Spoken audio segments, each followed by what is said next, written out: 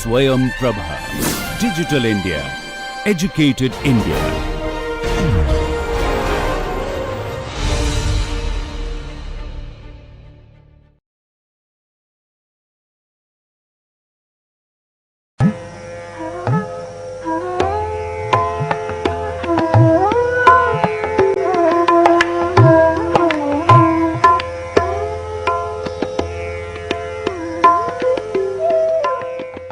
Welcome to this class. Let us now discuss the implementation of strategy. What is meant by strategy implementation? Strategy implementation refers to the sum total of the activities and choices required for execution of the strategic plan. So, we have discussed what is meant by strategic plan, what are the steps that are involved in the strategic plan, how do we go about it. So, the process of the strategic plan itself we have discussed in great detail. Then we have looked at the business landscape, then we have looked at the internal environment of the organization, then we have looked at how we can draw the SFAS matrix, that is the strategic factor analysis matrix for the organization. So, then after doing all that, who should implement? We have now come to the stage where we have identified the strategies for the organization. How should these strategies get implemented? So, using the IFAS matrix, the EFAS matrix, and then coming to the SFAS matrix, we have come to a stage where strategies are identified, where strategies are there on the canvas, that is on the drawing board, they are there to be implemented. So, we have to see how this implementation process can be adopted or can be gone through in organizations.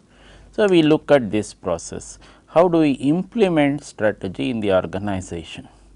So, this implementation process has to answer essentially these following questions. 1, who will carry out the strategic plan? So, as I mentioned to you, in many organizations, now the trend is to categorize them into strategic business units. Take an organization, see how many SBUs can be identified in that organization, that is a company. I tried to take different examples in the classes which have gone by and explain to you how you can look at an SBU. An SBU has its own products, product lines, it has its own markets and competitors, then it has its own strategic planning cell. So, it draws up the strategic plan. So, this is for the SBU concerned. So, for the entire organization itself, there will be a strategic planning unit or a division. So, here we have to identify whether it is with respect to the SBU or whether it is with respect to the organization. Identify the person or the persons who will carry out the strategic plan. So, in other words, you are fixing up the responsibility on an individual or individuals to carry out that particular portion or the entire strategic plan. So, this is what it comes to. And the second one is what should be done to align the company's operations in the new direction. So, this is a very important crucial question which you have to answer. So, as I told you, many times when you are looking at strategies, the alternative strategies, sometimes you may have to redefine the objectives of the organization itself. So, the organization came into being to fulfill a certain set of objectives. the changed business environment or the changing business environment, what is it doing? It is making the company to look at the objectives in the changed business landscape. So, there may be a requirement for you to redefine the objectives, the company's objectives. So, that has also got to be aligned in the new direction. Redefine does not mean give up the objectives for which the organization was formed. You are only redefining that portion where you think some modification is required in the changed circumstances, because the changes that are taking place in technology, consequently in the market conditions, they are simply tremendous with respect to the environment. If you really see, take any industry for that matter, you do not have to really look at an IT industry, it can be any manufacturing industry also, it can even be construction industry. So, if you look at the type of changes that are taking place in these sectors, it is just tremendous, and that requires alignment of the company's operations in the new direction, and for which you have to identify the people or the individuals who will do this job. So, this is the second part of this implementation process. The first part is you identify the individuals to carry out the strategic plan. The second part is to align the company's operations in the new direction. So, the best example for this is if you really look at our country, you have this what do you call the golden quadrilateral. What is this golden quadrilateral? You have this National Highway Authority of India, that is the NHAI, trying to link all the 4 zones of the country through this golden quadrilateral, which was one of the what do you call the cherished objectives of the former Prime Minister Mr. Vajpayee. He wanted to link the north, south, east and west through this golden quadrilateral. So, if you really see some of the roads which have been constructed under this, the national highways which have been constructed under this, is something superb, comparable to any other developed countries. You take the NH7 which links between Bangalore and Chennai, you have a wonderful 4-lane highway both on either sides of the road. So, and you have a service bay also. All these required the NHAI itself to orient its companies of its objectives in the new direction. So, this is the type of thing. So, because you are really looking at a scenario where a large number of vehicles pass through. So, and then you have this toll collection at different points where the users of the road pay a user fees for the maintenance and upkeep of this road. So, all this was aligning the company's operation, calls for aligning the company's operations in the new direction. Similarly, with respect to any company operating in the present day setup, so many changes are required to be gone through. So, this you have to identify who is going, what is the type of alignment required. The third important thing with respect to the implementation process, when and how everyone concerned should respond. See, this is very important. See, if you really look at it, look at Bangalore. The city is growing at a tremendously fast rate, one of the fastest growing cities in the world. So, now the infrastructure is not geared up to this growth. Never did the planners expect Bangalore to grow at this rate. Now, what do you do when this type of growth is taking place?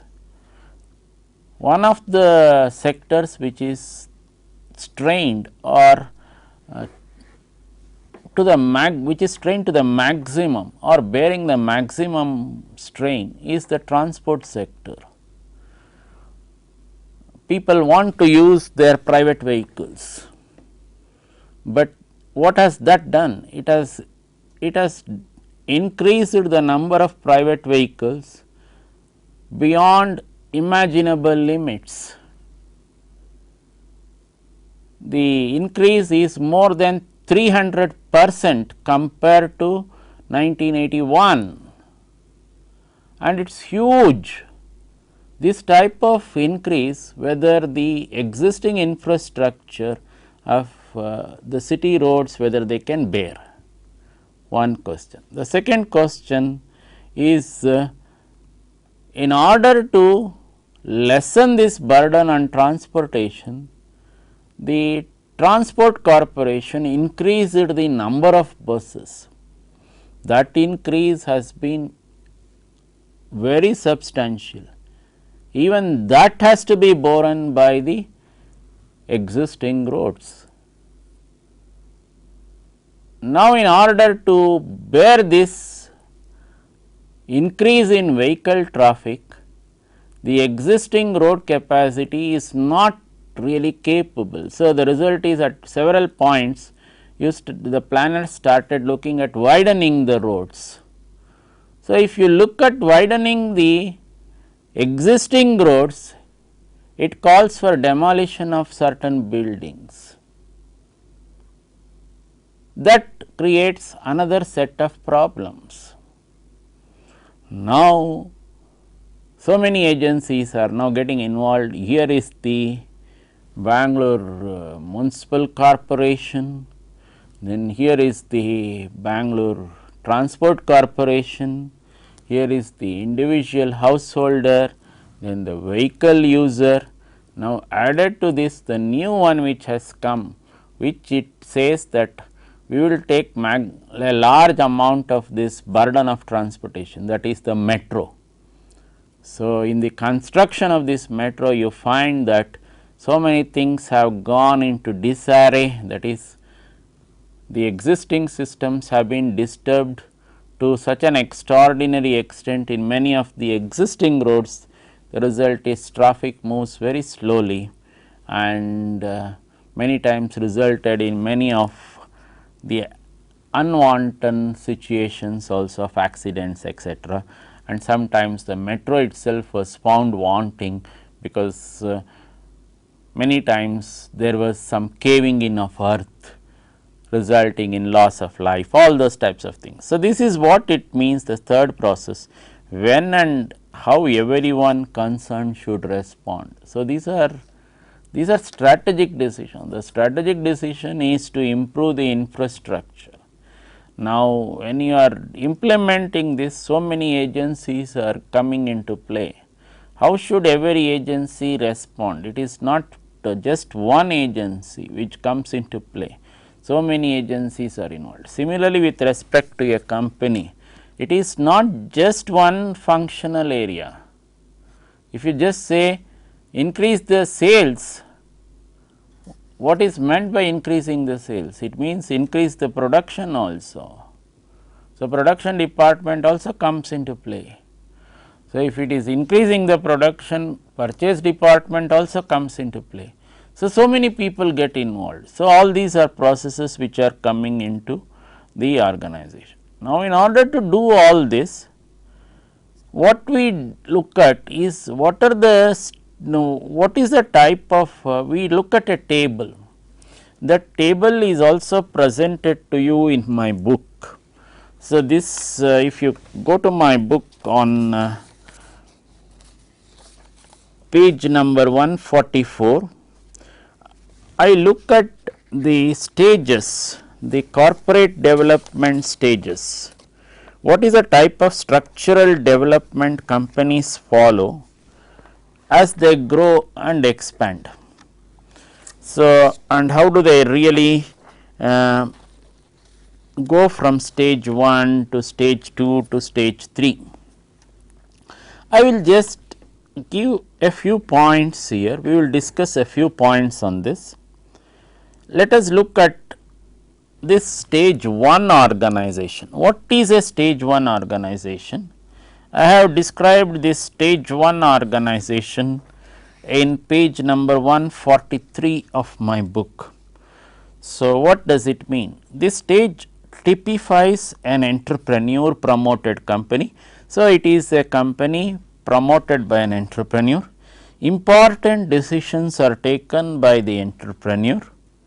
He is also involved in a very crucial detail and in different phases in the organization.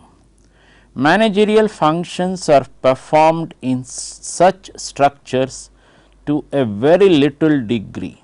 So, because the entrepreneur himself is getting involved in each and every crucial decision of the organization, the structure allows flexibility and dynamism depending on the drive of the entrepreneur. If the entrepreneur were to fail, the company also flounders, creating a crisis of leadership.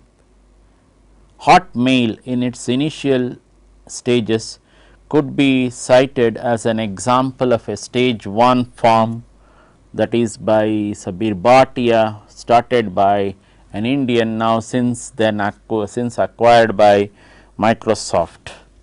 The stage 2, what is the stage 2 organization? Stage 2 organization refers to when a team of managers with functional specialization replaces the entrepreneur. We have the functional structure of the organization. The transition requires a substantial change in managerial style on the part of the entrepreneur of stage 1. The strength of this structure lies in its concentration and specialization in different fields. However, its real weakness is that all its eggs are in one basket. When such a firm diversifies into products in different into other products in different industries, the advantages of the functional structure are not available. A crisis of autonomy may be created where managing diversified product lines calls for more freedom of decision making. Then look at what is stage 3. Stage 3, companies in this stage are characterized by decentralized decision making authority in managing diverse product lines. These companies grow by diversifying their product lines and widening their geographic base. They have a critical central headquarter and decentralized operational divisions, with each division operating as a stage 2 company, that is a functional organization. There are a number of organizations that can be quoted as examples for this stage 3. What I have quoted is one such firm, the MSIL, a large export house set up by the government of Karnataka. Then the stage 4, here the company tries to look beyond SBUs. Two possible structures could be the matrix and the network structure. So, we will look at it when we go along. These structures emphasize horizontal connection between people and groups and organize work on temporary projects with sophisticated information systems. So, NTPC could be the National Thermal Power Corporation, could be one such example of a stage 4 company. Now, let us look at these different functions, see how we can differentiate the stage 1, stage 2 and stage 3 organizations with respect to the strategic implementation process. So, sizing up. What is the sizing up? With respect to stage 1, it is a major, what are the types of major problems that you may encounter? Survival and growth, dealing with short term operating problems. See, when you are in a stage 1 organization, it is not just a strategic planning process, strategic planning and implementation process. You are also involved in the day to day functioning of the organization, in fact, the survival of the organization. So, many times for small scale industries, the working capital, mobilizing the working capital holds the key. How do you mobilize this working capital? And it has to be done on a day to day continuous basis. So, the entrepreneur is stretched to the maximum. So, he is really stretched to his limits. So, this is where it comes. So, this is the sizing up can be quite a major problem for a stage 1 company. What is the position with respect to a stage 2 company? Growth, rationalization and expansion of resources, providing for adequate attention to product problems. What is the characterization of this stage 2? You are having a functional organization. When you are having a functional organization, this functional setup allows you to have rational implementation.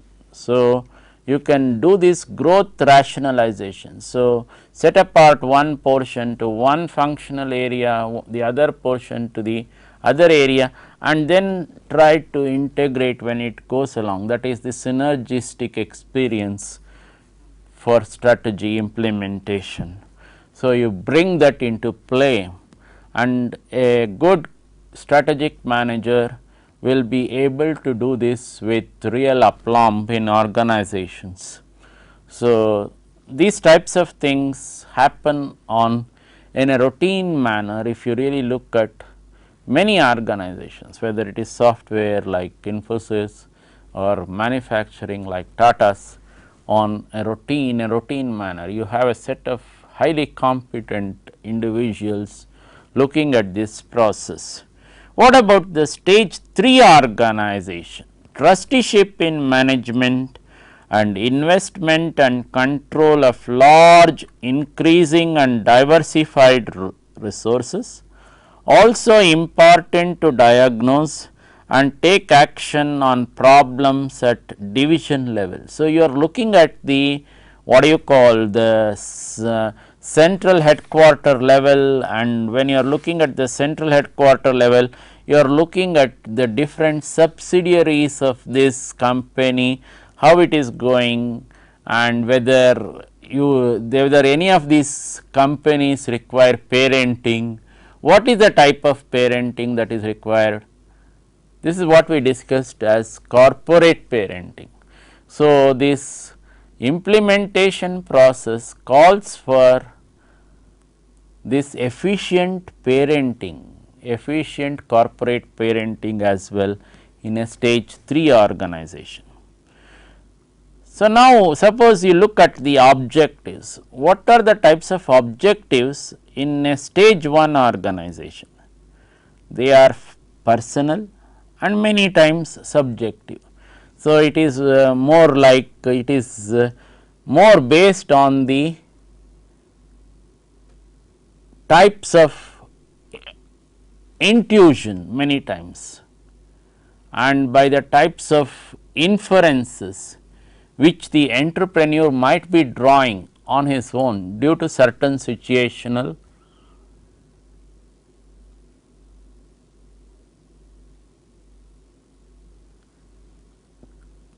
you may call it a crisis, or you may call it the situational complex that has arisen.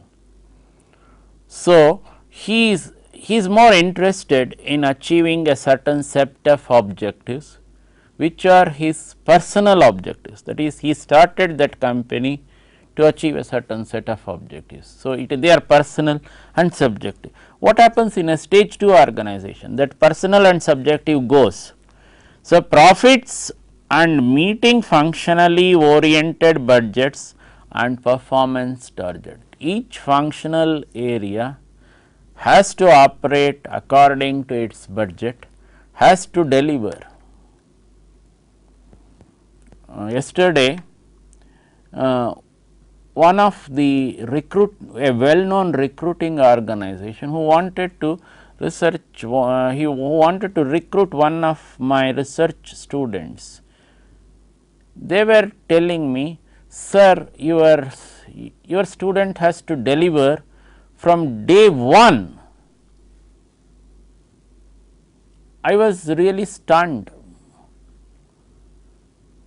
I said, look, how can he deliver from day 1? He is not knowing the business environment of your organization. Then the organization comes out with an explanation, sir, we are taking him at a band which is so critical to the functioning of the organization, and it is a very critical function of the organization. He has to be accountable for profits from day 1. What does that mean? It means that the present environment, as I told you, which is changing very fast for most of these organizations, calls for a different set of inputs from the employees also. So, they should be prepared to take on responsibilities right from the first day. So, they cannot say we will undergo a familiarization program.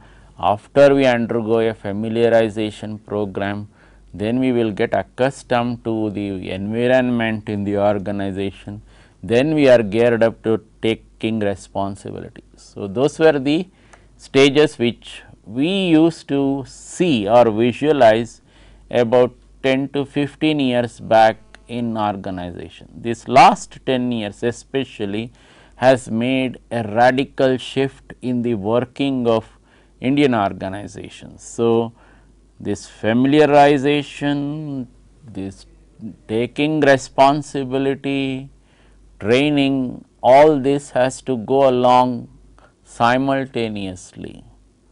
You cannot say first I will get familiarized, then I will get trained, then I will take on responsibility. No, because what is the whole this thing, the concept, you are working on time schedules in organizations now. So, the result is even as an young employee, you may be stretched to the maximum. This is what is happening in organizations. Now, when you come to a stage 3, what is this? The return on investment, the profits, the earnings per share, all these come into play. So, here so many companies, you keep on looking at, when you say we implemented this strategy, the question that will be asked is what is the return on investment?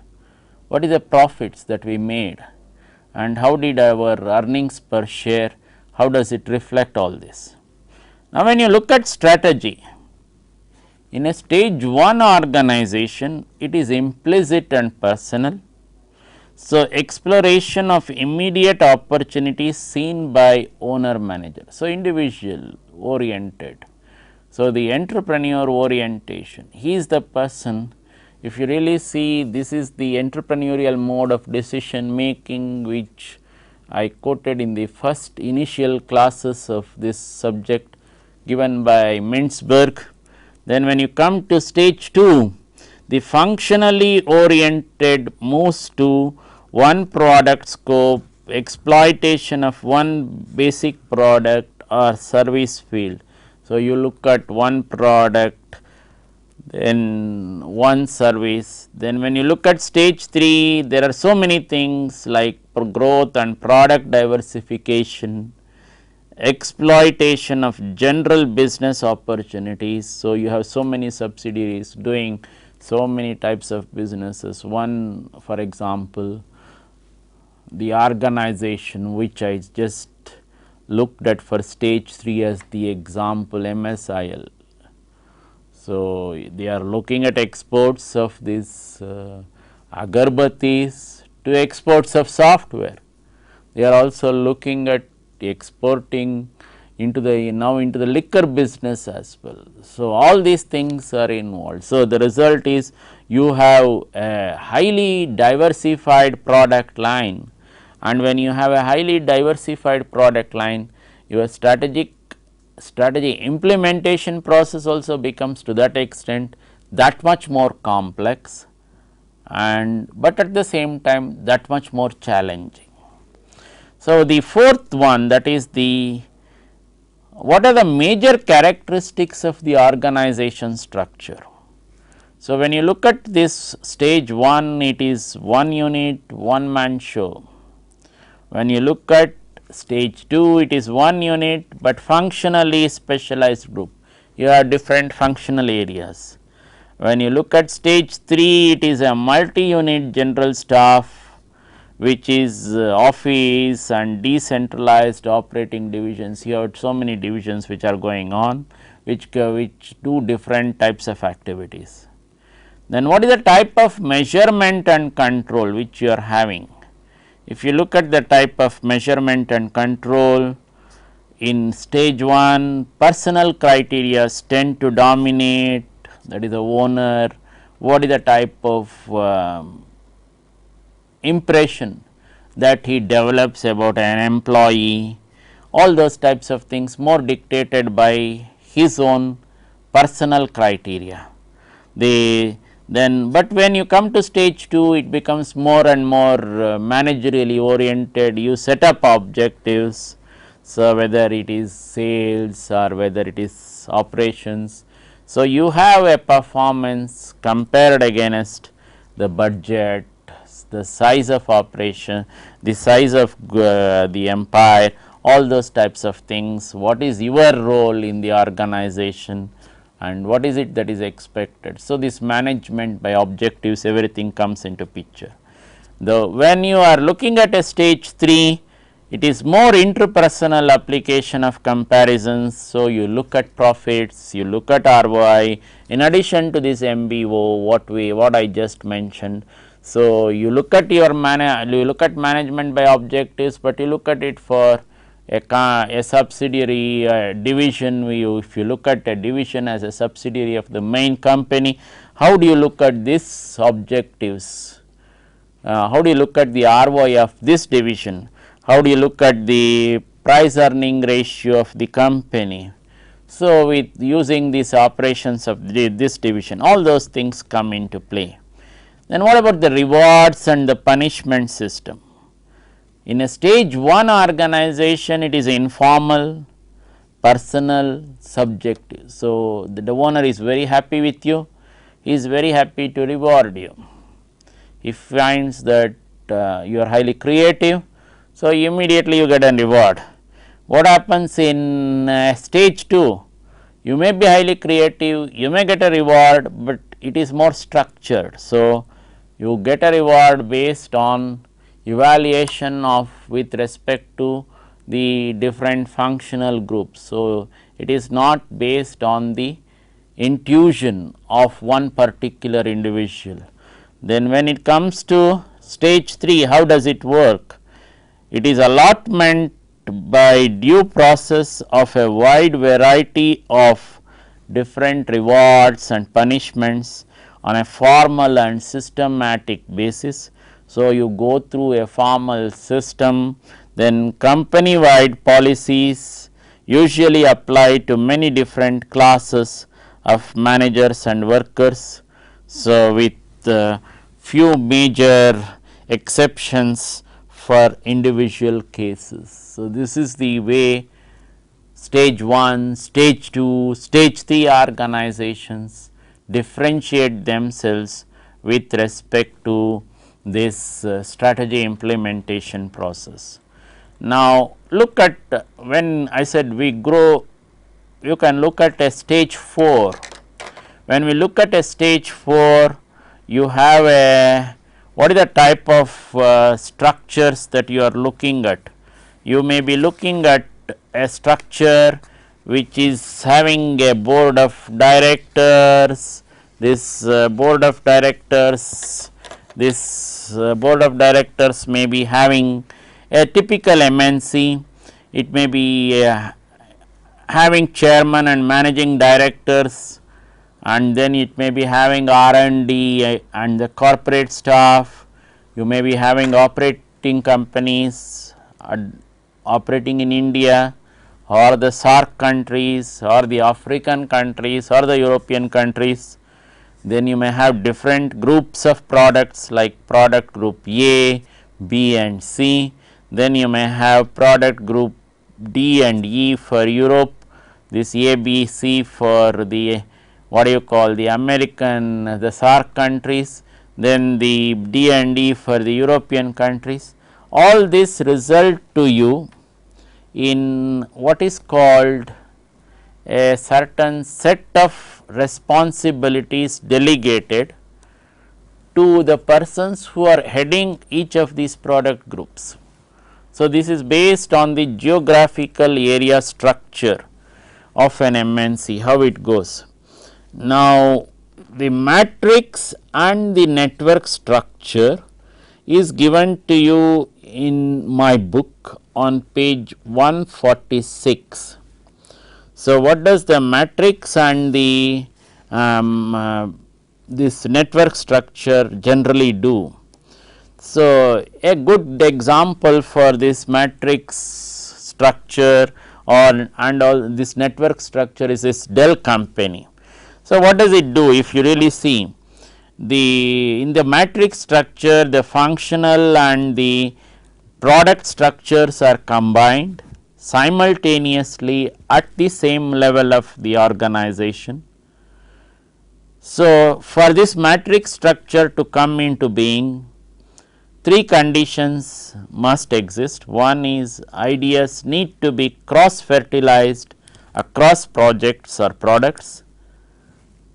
So, you have scarce resources, then the ability to process information and to take decisions, that is make these decisions, need to be improved. When these 3 conditions are there, you can look at this matrix structure.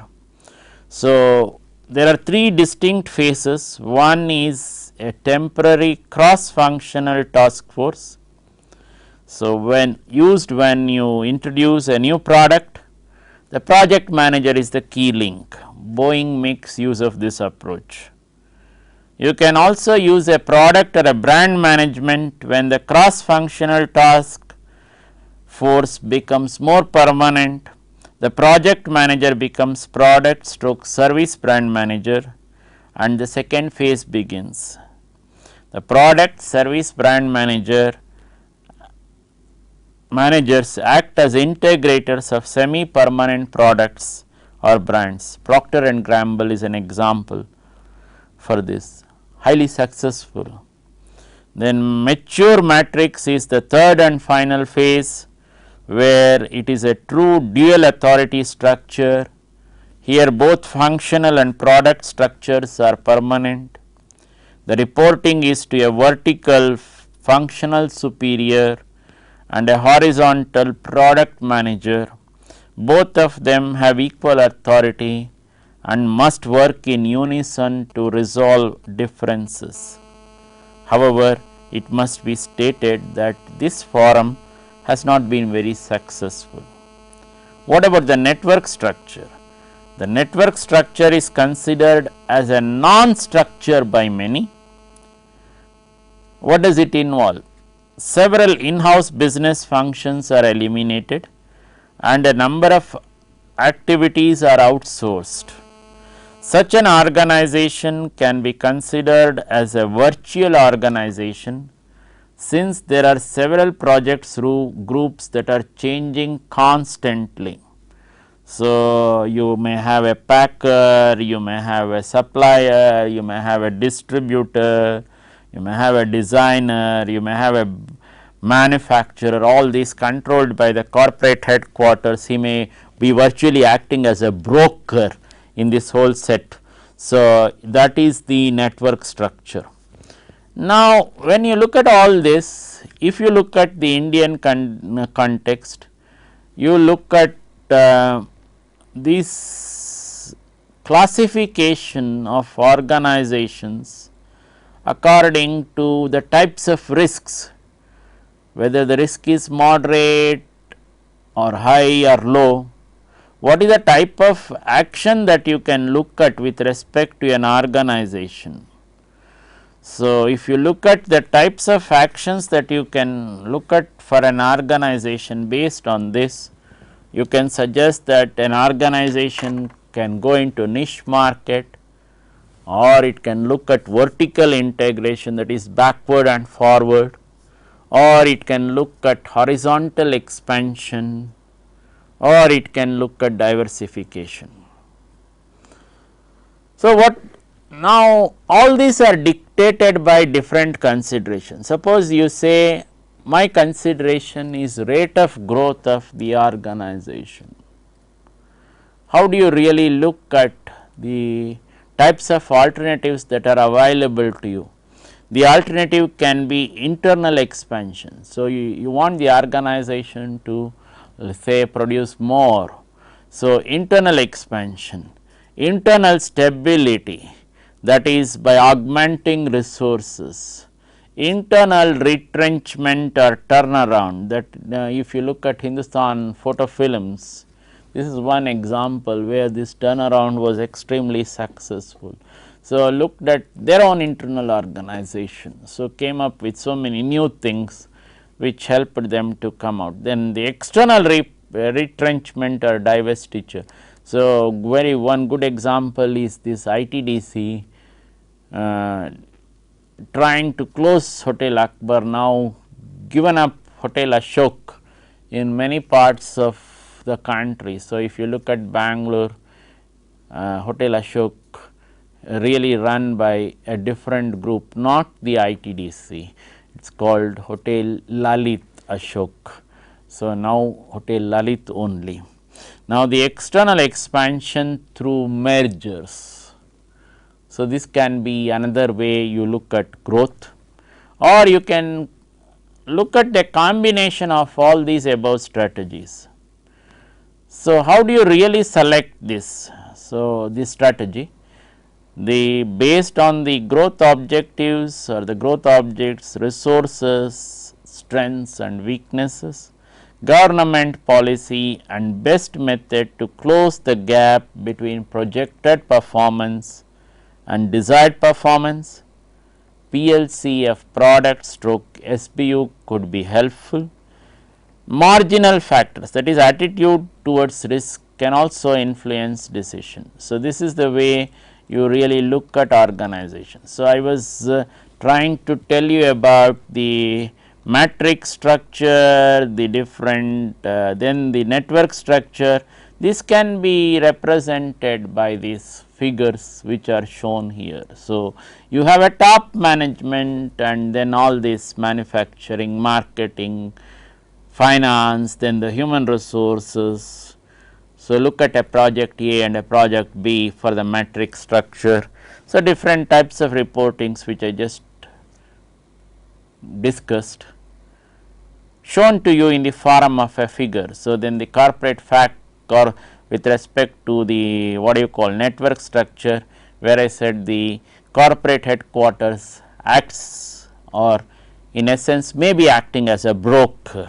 So, this is also represented to you by this figure. Now, when you look at diversification, what is the type of diversification you can look at? You can look at a related diversification. What is meant by a related diversification? So, some things which are constrained or controlled, that is you are not looking away from the core business.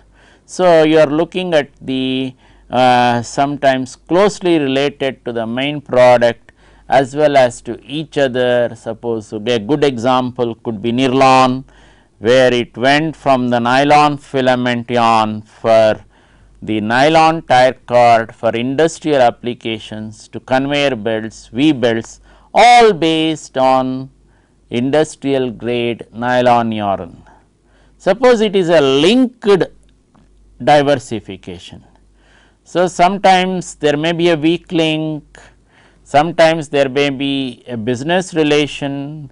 So, if you take these India shaving products went from blades to toiletries to writing products, somewhere this weak link also comes in. But when you are really diversifying, you are, or when this diversifying with respect to this related diversification. So, if you really, the company should ask the following questions. What is it? Do the common skills and resources really exist? So, you are going in from one product line to another product line, do you have the common skills and resources? Understandable with respect to what do you call some products. So, let us say you are having your what do you call writing products. So, if you put some other products like your gum, eraser, all these can be complementary products. Suppose you enter a different line like toiletries, then whether your writing products is the weak link or the toiletries is the weak link, you have to look at. Suppose you are in the what do you call the blades business, then the toiletries can be your aftershave or whatever, can be an add on, can be a complement to this existing line. So, then what are the types, will the economies benefit, will the economies benefit resulting from sharing of skills and resources, will they be substantial? Then will the related diversification improve overall results?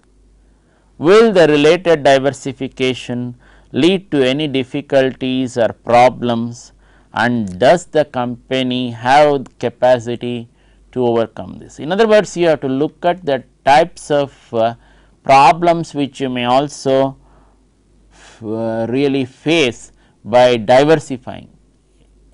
Sometimes many consultants keep on suggesting diversification, but internal analysis should be done thoroughly before you take a decision on diversification.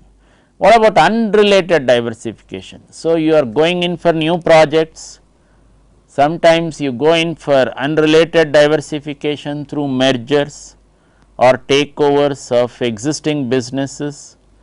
So, look at Hyderabad Alvin. If you look at Hyderabad Alvin, they went from bus body building to refrigerators, to deep freezers, to water coolers, then ACs, then watches.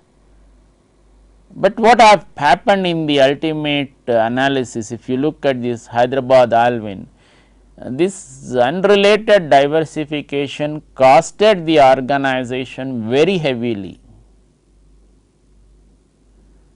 Costed the organization so much to the point that the very existence of the mother organization itself was called into question. So, the result is the organization paid very heavily for this unrelated diversification, and if you look at the present scenario, Hyderabad Alvin no longer exists. It was a very good organization a few years back, and due to some decisions taken on these types of diversification, this proved very costly to the organization itself, threatening the very existence of the organization, and threatened the very existence to such a point that the organization ceased to exist. So, if you really look at this present scenario, the organization ceases to exist, that is Hyderabad Alvin ceases to exist. So, in other words, you have to be very careful about this diversification. So, the other way of looking at diversification is to look at a planned diversification. So, there are several options to the management. One is to have a status quo, that is, do not do anything, whatever is there, go along with it, or sail with the wind. Somebody is doing something in a different line, find out whether you can go along with in the same direction, or go on moving in the existing direction, that is, you have the what do you call the in the direction which you are there, go on moving in the direction, or move in direction in a planned manner. But the fact of the matter is, you must know that whether you like it or not, this diversification is an ongoing process. In order to look at diversification, you must define your business properly, do a good SWOT analysis, do a good gap analysis, then do a good competition and risk analysis. And this diversification in the Indian scenario has become highly pronounced in this LPG era, because the Indian entrepreneur is also willing to look at diversification. Earlier he was very hesitant, he used to keep on thinking, suppose I do this and I incur very heavy losses, what is going to happen? Now, in other words, his risk taking ability of the Indian entrepreneur is coming to the fore, he is prepared to take risks. So, this is and this is also facilitated by financial institutions supporting him, and you have a middle class which has put in lot of money in the equity market in the Indian scenario. So, that confidence is also making them to look at diversification, and you have the result is the domestic markets. If you really see what is really happening, the Indian domestic market, so it is they find that there is a lot of potential in the Indian domestic market which can be tapped, and many schemes are there wooing the NRI to make investment. And if you really look at the present scenario, you have a large domestic market waiting to be tapped and or being tapped very well in the present last few years. So, but still lot of potential exists for this diversification. So, we stop here, we continue in the next class. Thank you.